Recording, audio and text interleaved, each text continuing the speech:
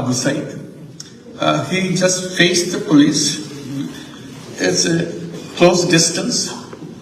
He should aiming the gun at him. He just stands there, shoot me. So police actually shot him, and he's shaken a little bit, and they shoot him again, and he fell, and he died. Abu Saeed এখন যেখানে আছেন দেখতে কি পাচ্ছেন কোথায় তার আত্মত্যাগের কাহিনী শোনানো হচ্ছে? মাতৃভূমিকে তারপরে ঢাকার দেয়ালে দেয়ালে যত কথা, যত ছবির জন্ম হয়েছে তরুণদের তুলিতে, সেগুলোর ছবি নিয়ে বই দ্য আর্ট অব ট্রায়াম্ফ তুলে দিয়েছেন বিশ্ব নেতাদের হাতে। No. Who was after drafted for his eminent position by the young people of his country.